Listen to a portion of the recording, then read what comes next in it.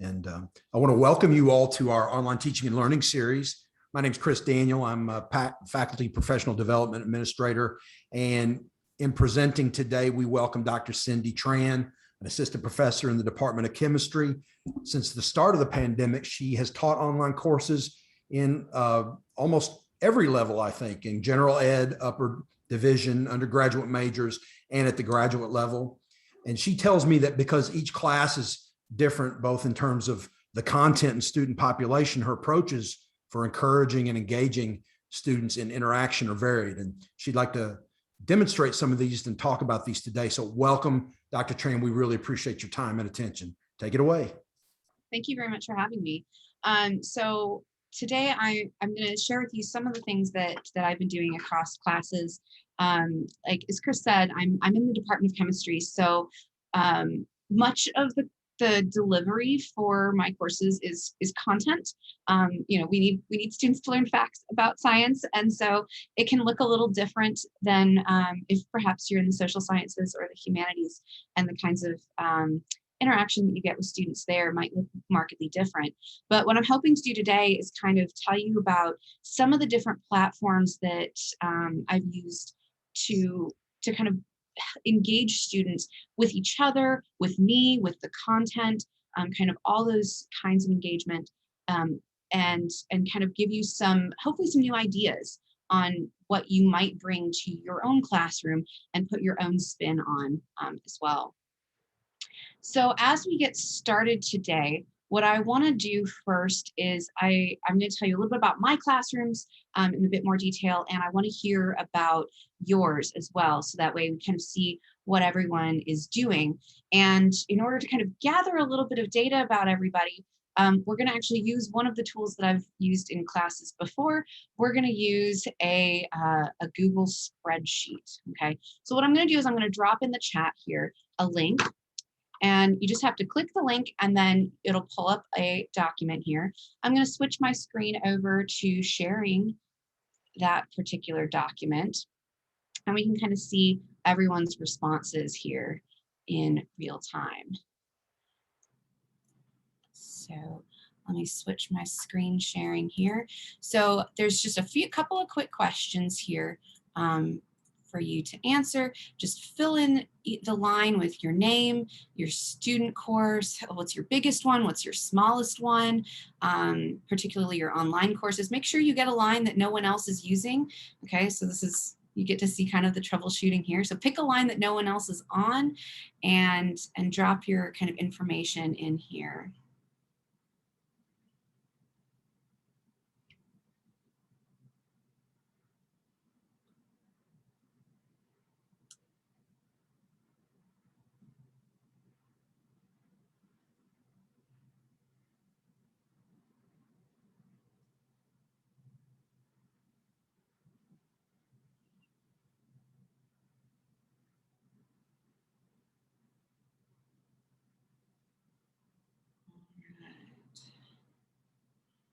So everyone's kind of filling that in. So this is one of the tools that we'll talk about in a little bit more detail later, using a Google Sheet to collect a lot of information very quickly in a simultaneous fashion. You've already seen that there's some pros and some cons to this, and we'll talk about those in a few minutes.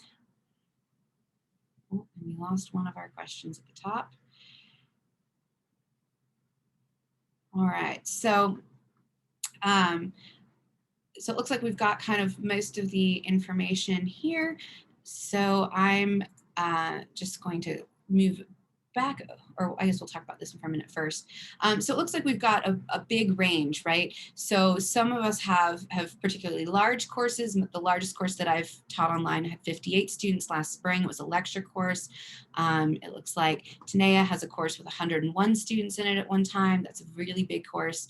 And then even our smallest courses range. We can have, as few as very, very few students, maybe 5 or 8 or even 11 students, and then all the way up to perhaps 30 students in your smallest online course. So we're teaching various ranges of populations. And so in my own class, having had groups of 8 students versus having groups of 58 students, even in my own experience, that can be a markedly different classroom. We know it's a different classroom when we're in person. We know it's a very different classroom when we're online.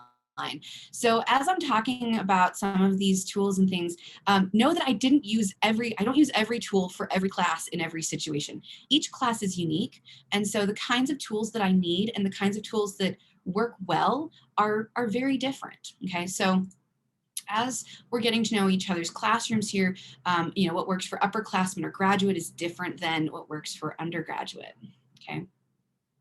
So I'm going to switch back to my PowerPoint here.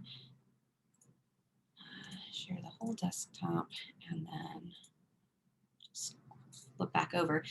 So as we're thinking about this, again, kind of our goals for today is I just want to give you some new ideas. I'm not here to tell you there's no right, there's no wrong, it's just ideas. And maybe some alternate ideas you hadn't thought about using before that might actually help with engaging students with you as an instructor, or engaging students with each other, or even just engaging students with the content itself, okay?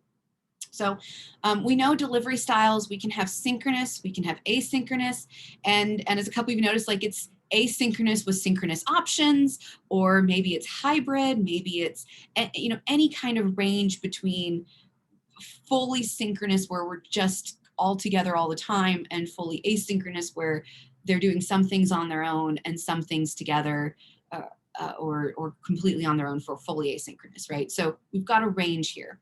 And then the kinds of interactions that we're fostering might be a whole class style, but it might also be small groups, right? Where you might even have paired students, or groups of 4 or 5 students. So we've got a whole range of options here. And so as we're going through, I'll hopefully give you some ideas for what works for these different delivery styles and interaction styles. And if you walk out today with just like 1 or 2 new ideas that you're like, maybe I want to think about this and potentially incorporating this into a future course, that's all I'm looking for today. You don't have to be like, I'm going to revamp everything about my class. Like, that's not the goal. The goal is just a couple new ideas. So as I said, I've taught some synchronous classes online, and the online engagement with synchronous students, I'm sure you're familiar with this. It looks like this black box problem, I call it. I'm present, no one else is. Maybe they've got a photo uploaded. Most of my students don't. And so if I'm teaching on Zoom, I'm just feel like I'm talking to an empty room. There's no visual feedback, no head nods, no eyes glazing over when they don't understand. You don't get audio feedback from them. And so the instructor-student engagement is really difficult. Like my energy has to carry the room because I don't have anyone else's energy there. And I still often sit there and I'm like, are my students even present, right? So with this comes some problems. So who else has experienced this like black box problem? So just like give me one of your reactions. You can use the reaction tab on your Zoom thing to give me a thumbs up, give me a wave, give me a shooting explosion, confetti, whatever you feel like. Yeah, so we've got some thumbs up. So I'm not alone in this black box problem. Okay, so when we're dealing with this, the idea is even if we're synchronous with our students, it doesn't necessarily mean engagement. A lot of people think, oh, well, if I'm synchronous, if we're all there together, we're going to engage with each other, and that's not always true. On the other hand, we might think, oh, well, then if I'm asynchronous, and students have to be answering, prompts on, say, a discussion board, there will be engagement because they have to answer the question, and I will have to read what they've written.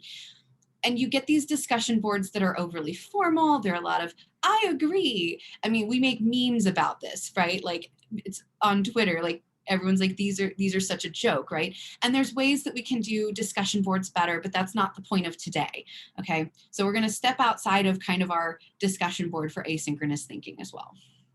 I'll leave how to refine discussion boards to another presenter.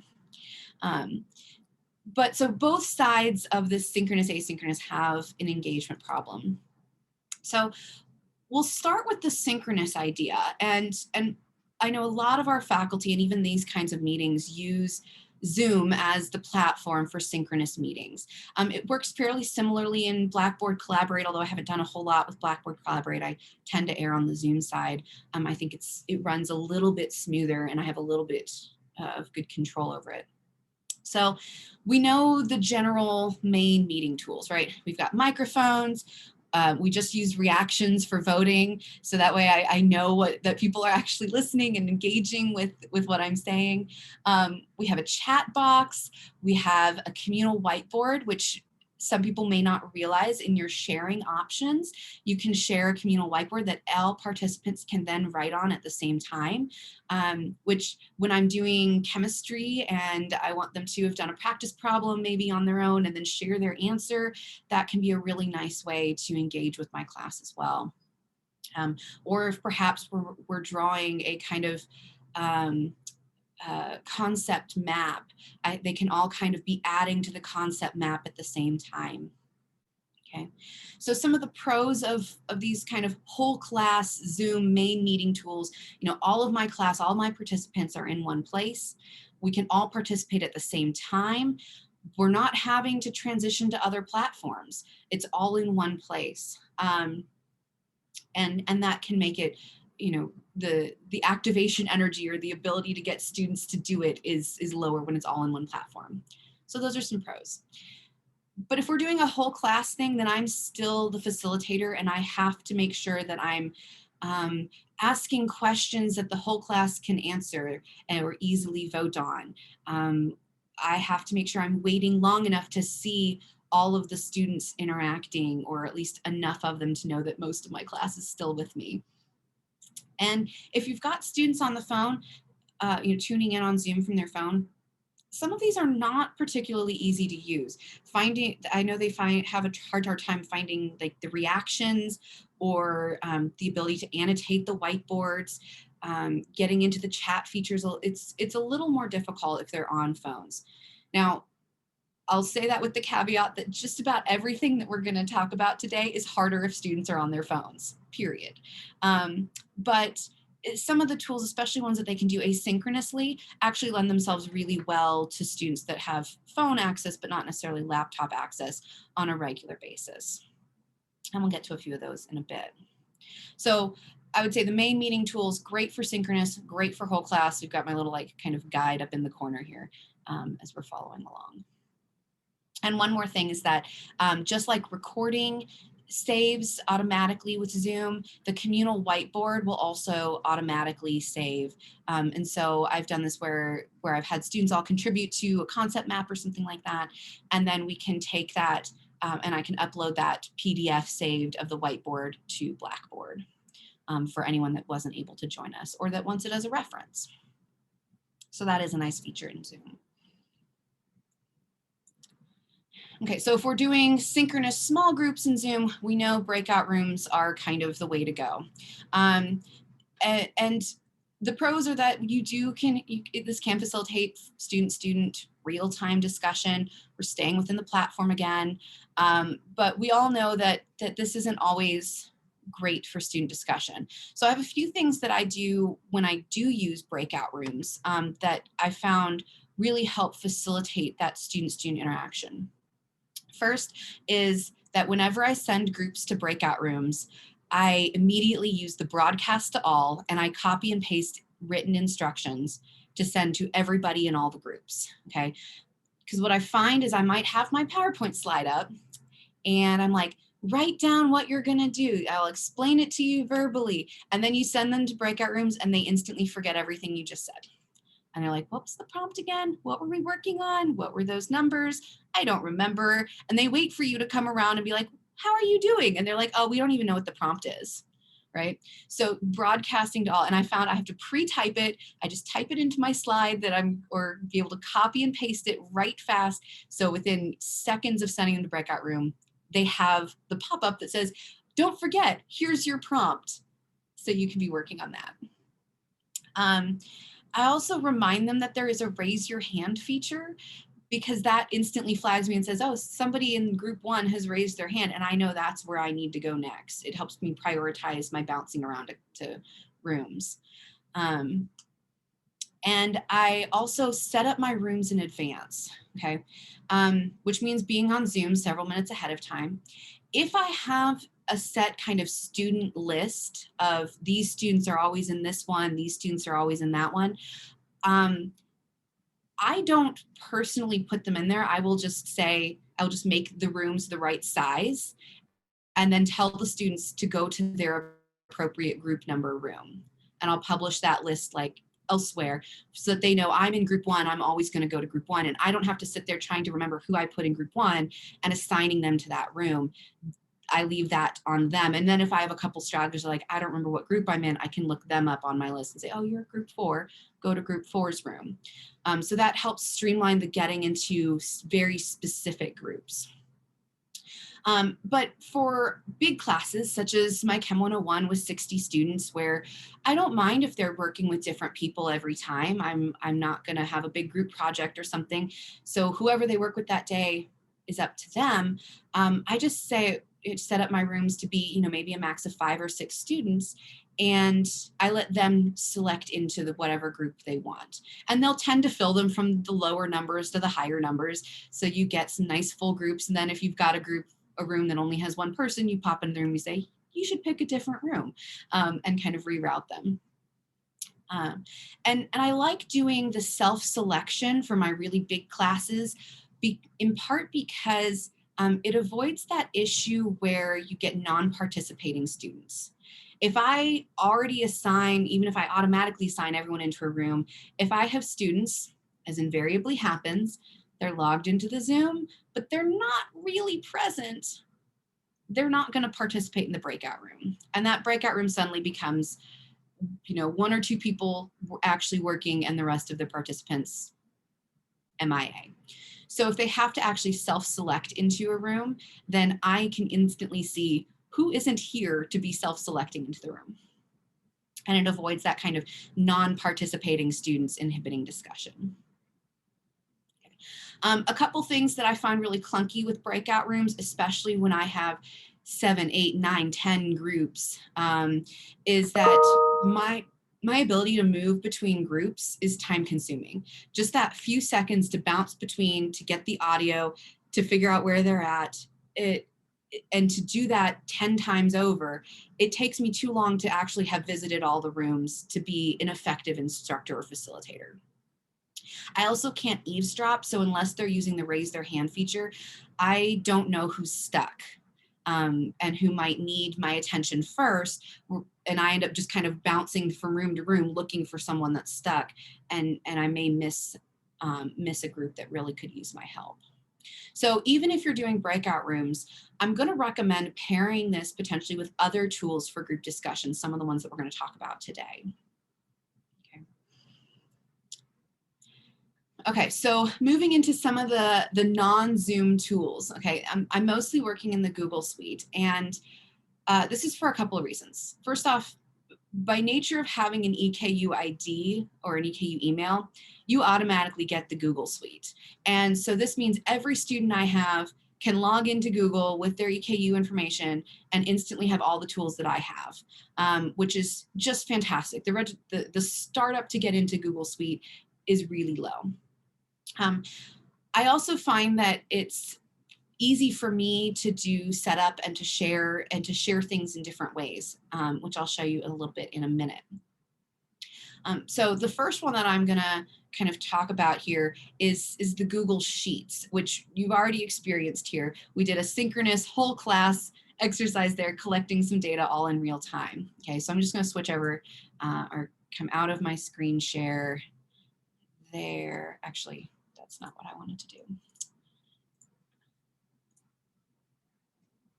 There we go. So now you should just be seeing the Google Sheet. Can I get a thumbs up? You're seeing my Google Sheet. Okay, awesome. Thank you very much. So we have the Google Sheet, and so this was just kind of a simple setup, a couple of quick questions. It let me collect kind of whole class data all at the same time, which was really great. We didn't spend a long time trying to answer survey questions and things. I know we ran into a few problems at the start, right? The pros of everyone getting to be able to edit simultaneously means we might also be writing over each other's work. Like we lost one of our main questions up here. We had a couple people starting to write over each other at the very beginning, right? So those kinds of clunkinesses are a little bit more difficult. Now, when doing this in my classes, what I'll often start with is I will have pre-populated the name column. So that way, every student knows what line is theirs. And I say, only touch your line. Don't touch anyone else's line. But since I didn't know who all was going to be here, I didn't pre-populate everything. But that's a way to kind of help overcome some of that. You can write over what someone else is writing issues. One of the other things that I like about using kind of a spreadsheet is I can see everyone's answers all at once. So if students are working through perhaps a worksheet where they have a couple of different questions that they're trying to answer, maybe they're doing a calculation. You know, I do teach chemistry. We do a lot of math in chemistry. So maybe they're doing some different calculations and they're supposed to just like write their final answer in each of the columns. Then what they can do, or what I can do, is see, oh, this person got this answer right and that answer wrong. And I can kind of very quickly see, okay, I need to address this, or everyone's getting this one answer wrong. I need to address this really quick. Where I can just say, hey, pause on this, everybody. Let's go back and check on how we're doing this problem. Or to say, you know, these three people were in a group together and yeah, as a group, they got the wrong answer. So I need to pop into that breakout room to talk to that group about that question. And I'm seeing it all happen in real time. Students can also kind of eavesdrop on each other with something like this, where if everyone in one group had an answer of 8 and everyone in the other group had an answer of 11, they can start going, I wonder if we're right or we're wrong. Maybe we need to raise our hand and ask Dr. Tran, because every other group's gotten a different answer than us. It's that same kind of like where you halfway overhear the answers of another group, okay? So it works both ways, that I can kind of really see and identify the sticking points a little better. In terms of like survey-ish results, which is kind of what we did here, because this is ultimately a spreadsheet, I can also do some data plotting, okay? So I set this up in advance to look at, you know, what were our responses for minimum students, maximum students, and a couple of bracketed things, and to go ahead and plot it. Now, obviously, if someone writes not the text that you're expecting to have in the box, it's not going to carry over their answers. There's some things there, but it does let me, it does let the instructor have some kind of way to tabulate some results as well. If you're using it more as like a survey versus a keep tabs on your answers as you're doing this work. Okay, so a couple of options here of how to use Google Sheets. I've particularly used it in this form where they're answering some questions, and it just lets me see kind of a lot of groups' answers at one time, which is really nice. Some of the limitations for Sheets is, again, we're text only. So if I want my students to be like interpreting a figure, or I want to include like a diagram or something, this is not a platform to do that in. So if I want them to be interpreting anything, any kind of figures, not a great platform. But really good for kind of short answer questions. If you're looking for them to write a longer answer, it starts getting harder to read all of that in real time. But I do particularly like this for kind of quick answers, getting the feel for where people are at if they're working through a series of questions. All right, so let's go back to this one. All right, so that's my kind of Google Sheets intro. Now, related to Google Sheets, and is Google Forms. Okay, so the form is used kind of like a survey, and the data is actually summarized, and you can send it to a Google Sheet to tabulate all of your individual answers. Okay, so when I use Google Forms, I first started using these in a fully asynchronous class just to collect some feedback from students. Like at the end of each module, give me some feedback on what you liked, what you didn't like, and I could easily and quickly see their responses. I could sort them by which module the responses came from, things like that. What I found is that it streamlined presentation feedback so remarkably well, as opposed to having each student write on a piece of paper their feedback, and then I had to like type it up and calculate the feedback and all that. I was like, it auto populates into a spreadsheet and everything is there. So I love Google Forms for presentation feedback. I even used this when we went back in one of my classes was in person last spring, and I used that feedback form. I had every student sitting there with their phone while the presentation was going on, doing their feedback on their phone or their laptop, and it just streamlined the whole process so well. In part because it's easy to set up, it's easy to share. You can set it up so students can do response after response after response, one for every presentation. And again, it automatically puts everything into sheets. So in that case, I'm getting really quick feedback in a way that I can do something with them. Now, I will say, if you're looking for kind of those instant responses to then bring it back to talk about as a whole class instantly, sheets Google Forms can be a little bit more difficult. So that kind of early quick survey, I wanted those answers, real quick. And so I felt like having it as a form added kind of one extra step that wasn't necessarily needed. So in that case, and you don't get to see any of the answers until they've submitted the form. So if you're using it to monitor kind of multiple questions like a worksheet, you're not going to see any of their answers until they submit the whole survey or the whole form. So pros and cons. Really great for presentation feedback, survey data at periodic times in your class. Not so great if you're looking for instant real-time monitoring of something. But I wanted to show you a quick look at what that form looks like here.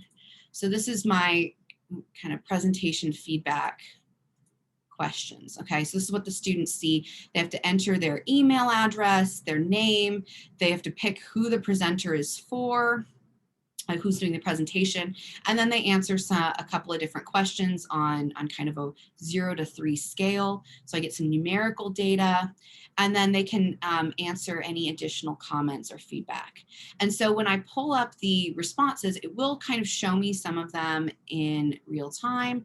So we can see, who was this review for? We have very equal pie charts. Everyone got the same number of reviews. That's what we were looking for. But in terms of, these 1 to 3 scores, most students were getting mostly 3s, but there is some variation as students have different opinions of the presentations. Okay. I can export all of this again as a Google Sheet. So here's kind of what that sheet looks like. It tells me the timestamp. It's really funny to watch this in real time while the students are doing it, because some of them, the timestamps, like the student has even like gotten through the first 3 slides and they're already like, they're fantastic, loved your presentation. And you're like, guys, wait till the end of the presentation to put your information in. So that's been kind of interesting. And so I just took all of this data and I sorted it by who the review was for. So it would make it a little bit easier for data processing, and I could just instantly get all their comments for each particular student. Okay. So, so that's how I like to use forms to get kind of this feedback data where I didn't have to go through and type in every person's answer, and especially their comments. I like to kind of preserve those and pass those on to the student that was presenting, anonymously, and I can just, highlight the comments, copy them, and paste them into a Word document or something to print and give to the student. So it makes that kind of feedback really easy. Okay, so before we keep going, I've got a couple more to show you, but any questions about forms or sheets that you might have, just to kind of not move on without any questions getting answered? I have one question. Yeah. This tool has been around, these tools have been around a little while, and also part of EKU sort of federated for a little bit of time, but what I like about this is you're really presenting an approach, and you've done a ton of troubleshooting. I can just tell you've used this many terms, and you have figured out what has gone wrong and what has gone right and how to sort of fix that. That's really what I'm really enjoying. To a faculty member who would like to get started with this but may have some trepidation, what would what are the first steps you'd have them take? The first step I would do is to create what you think is going to work, and then take yourself as faculty member out of it. Like load it into your student, just load it onto your Blackboard, like, and then test it out as though you were a student. Say, okay, as a student, I'm going to put myself in that student thing. I need to find this survey that I'm supposed to take. Where do I find that? And then go click on it as the student and try to take the survey, preview the survey as the student. I find so many things where I'm like, where in my head, this is working great. Like the first time I used the survey form for presentations, I was like, oh, just type the name of the group in. Yeah, no, or type the name of the person in. Nope. Now I use a drop-down menu. Select the name from the list of names. We can do that one. Because some of those, like in my head, I'm like, oh, it's so easy. I know everybody's names in this class. But maybe they don't know how to spell it, or they're like, I know that name, but I can't tell that's the person that I've been interacting with all semester. So I would definitely say then take yourself out of it and try it as a student. And don't be afraid to be like, yeah, that didn't work. Scrap that idea. Let's try something completely different. I've done that more times than I can tell you, that I found something that I thought was going to work. It totally didn't work. And then I was just like, change gears. Let's try something different. Thank you so much. I don't want to take the floor from you, but let me just say, years of working with faculty, so many of them are afraid to look like there is some sort of problem on their end. And all this technology is about trial and error and figuring out what works for the individual. And so I really encourage people not to, not to do that, to don't let be afraid to fail. Deter you from actually doing and trying something else. And so my hope is today you're kind of getting some ideas of things you could try and could use. And you're always welcome to reach out to me after this presentation. I am a faculty innovator, so I'm happy to help troubleshoot anything from anyone's classes at any time. In fact, I particularly enjoy that. So, okay, so staying within the Google Suite, the next one is Google Docs, which you're probably familiar with as just it's like a Word document. It's a general word processing, and you can, just the same way as the Google Sheets, we can be editing in real time. We can track member contributions. And one of the ways in which I've really ended up using Google Docs in one of my classes, this was an upper level class. It had about 30 students. So I had about 8 small groups of 4 students. And I used this to do kind of scaffolded group worksheets where the students would they could meet synchronously or asynchronously, however they as a group decided they wanted to work on this worksheet. And it kind of walked them through some kind of scaffolded questions that made them think about material, maybe go watch a video and come back. And so in doing this, I actually provided each group a different copy of it. So it wasn't that the entire class had the same copy, but each group would have their own Google Doc that was identical to what another group had, but they're different documents. So let me show you a little bit about how this looks. Oh, that wasn't what I wanted to do. Still share the desktop. Just come out of PowerPoint. There we go. So in my class for the year, I have a set of folders, one for every single group that I had. Okay. And then for a particular group, I set its share feature. So I just kind of left clicked on there and hit share. And so what happens is I own the document, but I have told these students that they are allowed to be editors of the document. So only they now have access to it, not my whole class, just those 4. And those 4 students can all get on and do any kind of editing to the documents they want. Anything in this group folder, they can completely edit on their own. So inside their group folder, I have it broken down by which module we're in. And I was kind of building modules as we went. So that allowed me to say, okay, your next set of module worksheets is now dropped into your folder. And so kind of taking a look at one of the modules, it's got a couple of worksheets in it. And so they would just click on the worksheet, and just like I can edit anything in here, they have the same editing privileges on this worksheet. Okay. Some of the things that I really appreciated with this is it tracks the version history. So you can see who was editing it, when they were editing, and what they were editing. So for instance, I can see very quickly that this group decided to meet at 6:41 p.m. All 4 of them were online together. And when I start scrolling through, or let me click on, so if we click on that one in particular, I start scrolling, this is where they were editing. They kind of alternated who wrote the answer to each one. So you can see each person is participating, each person's contributing. Now, I don't know if they all sat and discussed the answer before one person wrote it, or if they just said, you're doing part A, you're doing part B, you're doing part C. I can't tell that necessarily, but it does mean the fact that they were all online together and they had it kind of divided and conquered in some way is really good interaction with each other, at least. Okay. What happens then in the way that I was running this is that I would check the worksheet that they were currently working on that week. There's one every week. And I would just kind of check it every morning and say, does the edit history show that something else is new? If they didn't make any new marks, I don't have to do anything. There's no new feedback to give.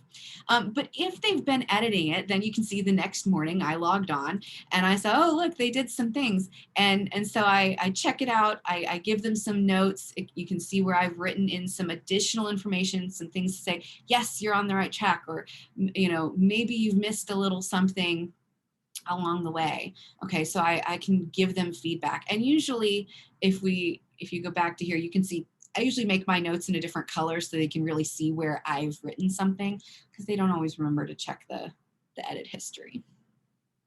But that means that they've gotten some feedback from me that then they can further address. And if we go back to the edit history, you'll see that a couple of them came back on and addressed my comments in the next day or two. And then I did kind of a final check to make sure their full thing was done. Okay, so in this way, I've taken what I would normally be doing in class, right? If I was a fully in-person class, I'd have these printed worksheets and they'd be sitting there discussing it, writing their answers. We'd kind of, I'd be giving feedback as we went along. And so in an asynchronous environment where I don't want to be meeting with them at all hours of the day or night, they could do it on their own, and they could choose to do it as an asynchronous, members contributing, or as or meet synchronously to do it. And I let each group kind of pick how they wanted to approach it as well. So in terms of the kind of pros and cons of this, the pros are obviously that they can do it in real time, and it tracks the contributions. And I can always see what they're working on too. And so I can identify where they're stuck and maybe summarize group contents in a video. Some of the cons is that sketching in this is kind of difficult, and I really do have to set everything up ahead of time. These worksheets are things that I host and provide them each a copy of. And so if I don't have the worksheet together, I can't wing this conversation. I can't wing a discussion. It has to be structured ahead of time. Also, I found that, I had 8 or 9 groups that semester. That was a lot of checking every day and giving feedback and iterative feedback. And every time they made a comment on it, it would flag me. So I knew I needed to come, sooner than later, maybe, to give feedback. But I think, when I looked at my group of 60 students in Chem 101 the next spring, I'm like, I can't do this. This is unrealistic. It's too many groups. So you have to kind of figure out where your sweet spot is in terms of what your bandwidth is, and also what is going to be appropriate for your students. Okay, so the last one that I want to show you here is a Google Jamboard. Okay, so especially in my field in chemistry, where diagrams and data and drawing is really important, and perhaps easier than typing in a lot of ways with the subscripts and superscripts and chemical formulas. I love a good whiteboard for this, for collaborations. And we've already said that Zoom has a whiteboard feature in it if you're doing synchronous stuff. But if you're doing kind of small groups in the breakout rooms, they don't necessarily have that feature. In the Google Suite, there are these Jamboards, which is essentially an online whiteboard that's great for drawing on. You can have multiple slides to a a whiteboard. And if I'm hosting it, I can have it set up in advance as well. Students can also make a Jamboard and share it with group members. And then at the end, they could download a PDF if you're needing them to submit a diagram that they've drawn together to Blackboard. One of the perks of the Google Jamboards versus some other whiteboard tools, there's a lot of online whiteboard tools. I've used Ziteboard before. I think there's one that's just like onlinewhiteboard.com. I've used that before. Those ones all have kind of limited numbers of collaborators, limited number of boards you can host. In Google Jamboard, you can have an unlimited number of boards, but there is a 25-person collaboration limit. So if I have a class of 60 students, I need to have 3 different Jamboards and say, okay, you can go to Jamboard 1, but when that one's full, then you go to Jamboard 2. When that one's full, go to Jamboard 3, and I can just kind of monitor all of them at once. And again, because it's free to use, collaborate in real time, it's really quite nice. So I kind of want to, before I kind of wrap up, I have just like 2 more minutes of wrap up, but I'm going to leave this Jamboard link here in the chat. If I can get my copy and paste to work here. Copy and paste. So everyone would be welcome to kind of, if there's other tools that you know of that you're using for synchronous, for asynchronous, for small groups, for whole class, any kind of other tools that you're like, these are great, feel free to just drop them on the list here. And so we can, kind of see what each other's using. I'll add one of mine as well. So there's annotation tools here on the left side. You can choose to just put in a text box if you want to type. You can choose to draw with a pen. We can erase, you can move things around. You can add little sticky notes otherwise. So it's really kind of a nice all-encompassing way to kind of report out from a variety of people. So I'm going to leave that here for just a minute and kind of wrap up, because I know we're getting shy on time, of a couple of considerations. I know Chris asked me earlier, overcoming what we're doing, or overcoming the fear of looking foolish because your technology is not working. And so I have a couple considerations for you to make that I have certainly found helpful when choosing new tools. Okay, the first question I have, and I'm going to go back to PowerPoint. You're welcome to still work on the Jamboard if you'd like. But the first question I have for you is, how will the tool be used? What is your vision for this synchronicity, for the size of number of students collaborating on it? And then again, how easy are the tools you're picking to use? Whether you're using Google Drive, Sway, Flipgrid, there's a whole slew of things out there. How easy it is for students to get into it, how easy it is for students to navigate it. And then how frequently will the tool be used? If you've got a tool that you're like, this is fantastic, I love this tool, but it really only works for this one project, and it takes 20 minutes to get students to walk through the registration and how to use it, it's probably not worth your time to use it. But if you're doing something like Google Docs, yeah, the first time I had to kind of explain to them how to get into their Google Doc, make sure everything was working there, what can they do in it. But I used it every single lecture period. So yeah, it took a little bit of time to start it, but we were using it so much that by 2 or 3 weeks in, it was like, oh yeah, pull up your Google Drive and do the thing. Great. So think about that frequency of use as well in terms of startup energy to get there. And then how comfortable are you using the tool? If I'm really uncomfortable because I haven't sat down and really figured out how to make this thing work, then it's not going to go well. Students are going to feed off that uncomfortableness. So choose things that you are comfortable with. Maybe you're not comfortable using the sheet, but you're comfortable using the form for a survey. Then use the form. Maybe you're not comfortable using the doc, but the Jamboard looks like a lot of fun and you've played around with it. You're like, yeah, this is awesome. Use the Jamboard. Whatever it is you're comfortable with, I want you to feel empowered to try to work that in. And then finally, just overall, we're encouraging engagement. Right? So there's a few things that underlie the use of any of these tools, and that's having an atmosphere of respect for your students, to understand that some of them are not as technologically savvy as we are. Some of them are more technologically savvy than we are, and kind of recognizing that even if I've gotten really comfortable with this tool, they're probably not yet. And so I need to be careful and help build their confidence.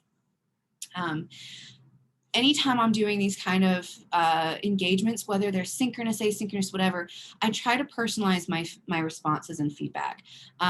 Now, obviously, copy and paste it makes life easy when you're trying to do that. But if every person's getting the exact same feedback all the time, they talk to each other, they learn that, they know that.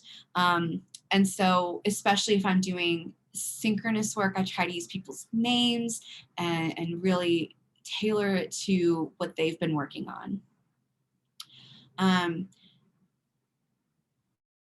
One of the ground rules for this is really letting everyone have an equal opportunity to contribute. So whether it's going to be synchronous or asynchronous, even in the synchronous one where we've done reactions where I might have students try a problem and drop their answer in the chat, I can't just move on when the first person enters their answer. And sometimes that means I'm waiting like 3 or 4 extra minutes going, okay, I know this was a tough problem and there were like 3 people that got the answer like super fast, but I need to wait and make sure everyone gets an opportunity to contribute. And I have to have good energy. I can only carry a Zoom room for so long. And to Chris's point, don't be afraid to make mistakes. There have been times where I'm like, we're trying to do these things, and I'm like, you know what, that didn't work, did it? And they're all like, no. And I'm like, yeah, okay, we won't do that one again. We'll try something new next time. And kind of laugh it off and let yourself be human with them. So I want to kind of just open it up for some questions. I know we had some time for questions in between, and I showed a lot of things. So if you've got any questions, I'm happy to stick around and answer them now, or you can always email me, cindy.tran@eku.edu, and I'm happy to work with you. And if you have a class that you're like, I'd like to try to incorporate some of these ideas, I'm not really sure how to make that work. Again, I'm a faculty innovator. I'm happy to bounce ideas around for your specific class as well. Thank you, Cindy. That was really helpful. I was just going to ask a quick question. I tried Jamboard for the first time with an asynchronous class, and I had a lot of trouble with just the instructions, and people kept deleting each other's posts, like kind of the problem you had a second ago where somebody took the question off. Right. And I thought, oh my God, I'm never going to use this again. What a mess. Is there any way to set it so that they can't remove like your instructions, or any suggestions? I think in Sheets there's a way to possibly lock cells. I haven't done that. I've just kind of told them, don't touch the top row. And this is where on Sheets where like I can put their name in a spot and that's their spot. On Jamboard, I've done it where I've sectioned it off and said, you get your section, don't move outside your section. Okay. If you're wanting each person to kind of have their own little figure area. If they're all working together on like a concept map all together, then that's when you're like, okay, you have to all talk to each other to make sure you're not writing over where someone else is. It becomes, yeah, I'm not sure there's a good way to kind of lock that editing feature. I haven't looked at Jamboard to know. That's helpful though, and maybe I just need to choose a different tool, but that is helpful. Yeah. Thank you. Yeah.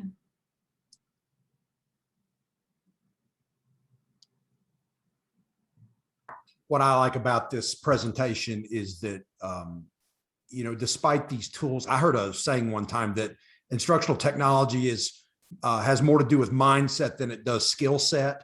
And what I think you've brought today is, you know, not only an approach, but sort of an attitude for, you know, how do we provide these opportunities for engagement and interactivity with students. And it's really nice to hear how a faculty approaches it from that perspective, and that you can do all this stuff in any discipline if you just will take a little bit of time and think about how to start small and build from there. So I appreciate the talk today.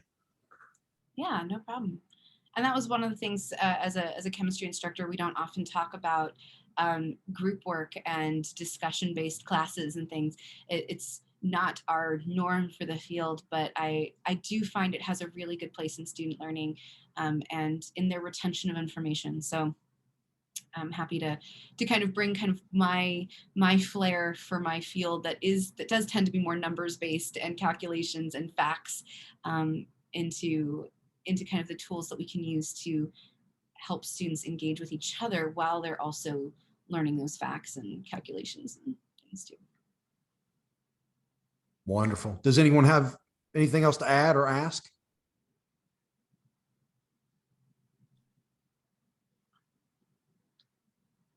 Well, if not, thank you so much, Cindy, for your time today. And thank you all for attending. And I will post this, this video as soon as I can get it rendered and up onto YouTube. And it was so helpful. And it really reframed my conception of kind of how to use these tools that, you know, we all sort of dabbled in at least a little to try to help with the engagement question.